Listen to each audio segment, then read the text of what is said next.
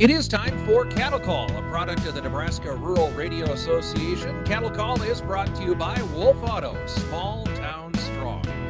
We are glad to have with us once again. Joining us, it is Brad Kooima from Kooima, and Varilek there in Sioux Center, Iowa. Brad, let's just again kind of quickly recap where we ended last week. It looks like we did set again some records, continue to touch into uncharted territory here. Just quickly, cash cattle market last week. What are the takeaway messages from last week? That'd be great. Awesome. Thanks for having me on. First of all, Chad, I appreciate it. I enjoy doing this program with you. So we've had an unprecedented, incredible run here, both in futures and in cash, and especially when you think about it in terms of a market that is already at all-time highs, and then to go running at it like we've done it here in the last 2 weeks. The finish up last week, there was cattle that traded in the north at 215 to 218. Okay.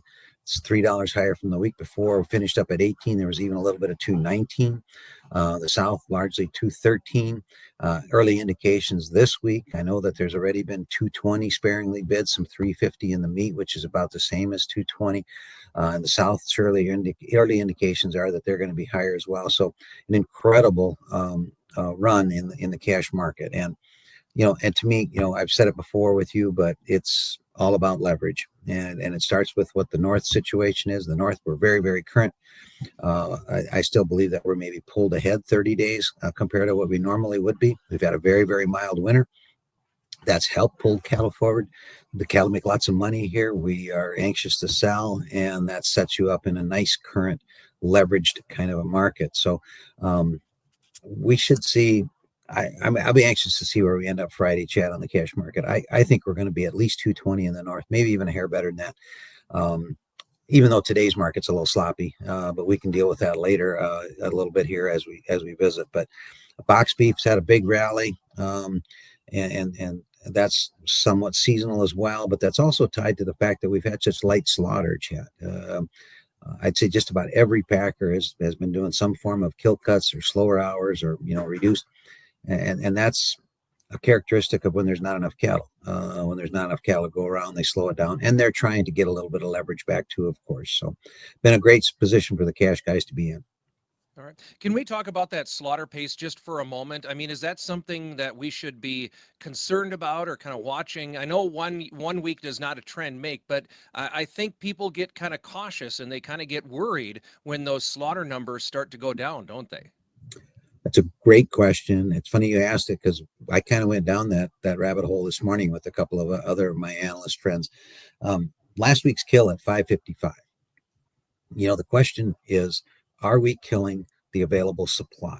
Is 555,000 for the week? Is that the available supply of cattle? I would say I don't think so. I that's not enough. Okay. I don't know exactly what that available supply of cattle is, fed cattle. 580. I'm guessing, but it's more than 555. And so one robin doesn't make it spring. 1 week doesn't necessarily, throw all the caution flags up that, oh no, are we backing up cattle? Because that's the premise to your question, I believe, is that, are we slowing this kill down enough to back up enough cattle to put a bunch of weight on the cattle to where the packer all of a sudden has leverage again? While 1 week doesn't do that, it will in time. So yes, I am very dialed into what the slaughter level's doing, especially when you compare it to what the weights are doing, which stay stubbornly high. And the whole you talk about the whole math of, do we sell cattle here when they're barely fat, or do I go ahead and feed them another month because the cost of gain is so much less than how I'm getting paid for the cattle? I mean, anybody that's an old timer like me, or even a young guy that can run a calculator, can figure out that there's some risk here, that we may decide that, hey, we're bulletproof, we're never going to go down, let's just make the cattle bigger. I strongly recommend against that. But that's the thing. I think that from a supply side fundamental, that's probably the most important element that we're keeping an eye on, Chad. That's a great question. Yeah, and I think it's pertinent as well, considering what time of year we are in now. Because if I remember right, a couple 2-3 weeks ago, we talked about we are entering now a very a period of time where beef is featured very prominently, and it takes time to kind of gear up for that, doesn't it, Brad? Sure. Generally probably 2 to 3 weeks would be the procurement time. If you think about it, how long does it take me to, to slaughter a steer, get it processed, get it boxed, get it into the hands of your grocery store, the Costco's, the Hy-Vees and Fairways and whatever. Something like that, 2 to 3 weeks. And then I think I mentioned on the air, I apologize for saying it again, but probably the biggest beef feature weekend of the year, when they advertise the most, is interestingly enough, Mother's Day. So Mother's Day, you're getting warmer weather, cookout season, grilling season. I mean, some of us grill all the time, but not everyone. Memorial Day, another reason to grill. Father's Day. I mean, there's a whole stretch here where there's going to be a lot of weekends where beef is going to be a big feature, I think.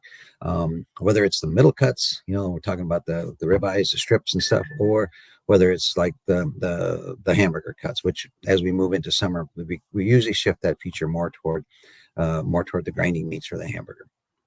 All right. Let's get to our listener question for this week.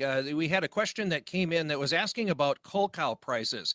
There it is. They'd like to hear a little bit more about cull cow prices and where the demand for that sits right now. And again, I think this is a good question because it plays again to the overall attitude of the beef market right now. So what is the situation on cull cows? What's their value? How is that being incorporated into the system? Well, thanks for that question. I'm going to give it my best shot. Wouldn't exactly be in the middle of my usual wheelhouse, but I think I can certainly comment on it. First of all, price is somewhat influenced by supply, right? Knowing that you've taken our cow herd down with record slaughter in 2022, 2023, taken the overall cow herd down to the smallest it's been since 1951. So you've got less of them. Okay. So, I mean, cull cow prices are very, very high. Anybody that's living and breathing knows that. Okay. So you've got a short supply to begin with, but then I think on top of that, you got to be able to appreciate a little bit what that animal is used for. It's lean grind. Okay. The highest price thing when I look across wholesale beef prices relative to a year ago is the 90% lean hamburger. It is 70 or 80 cents a pound higher than a year ago, and they're still selling it. Okay. So the demand for that product has been outstanding, and they're having a hard time even getting enough of it. Okay. And sometimes you can source some of that out of fed cattle, right?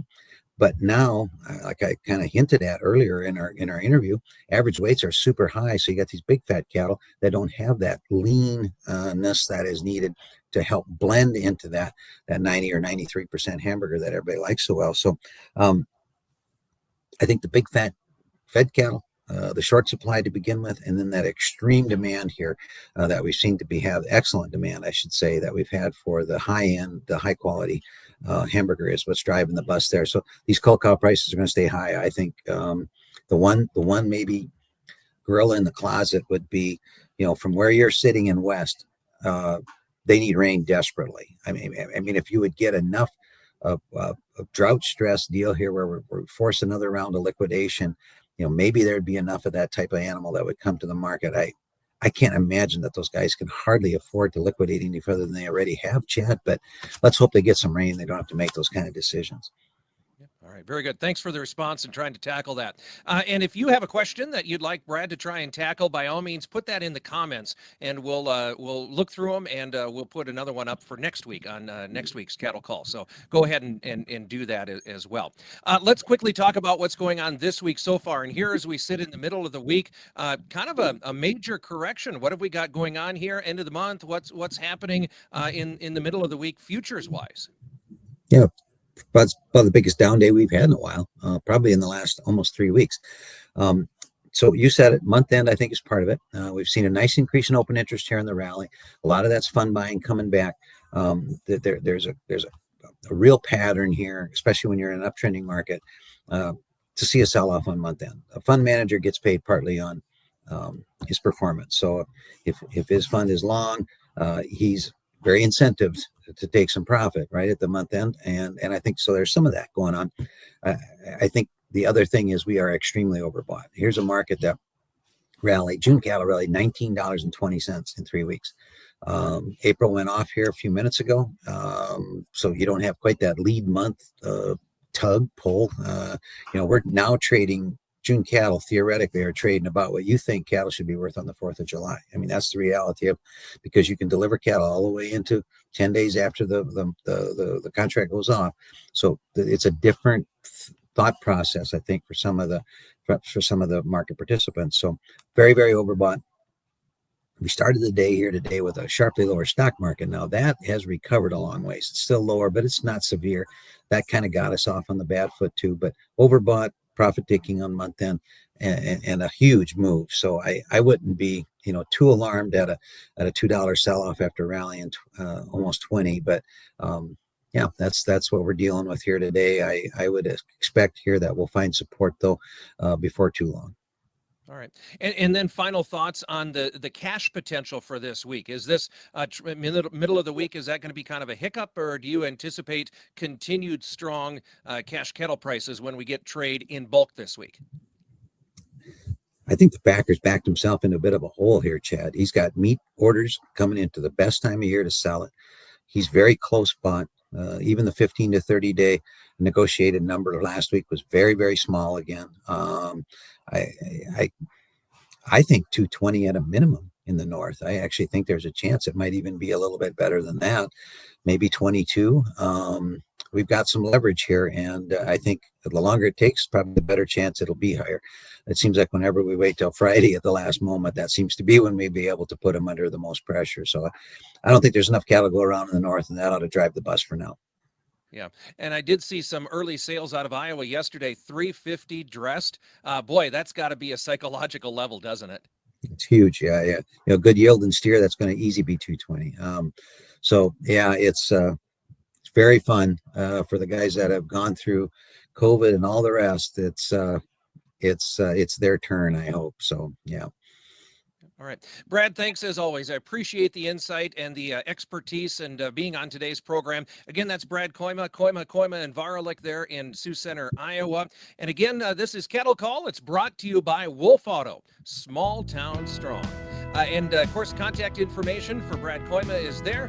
Drop him an email, give him a call if you'd like to follow up with him there. So again, thanks for joining us here on this week's Cattle Call, a production of the Nebraska Rural Radio Association. I'm Chad Moyer reporting.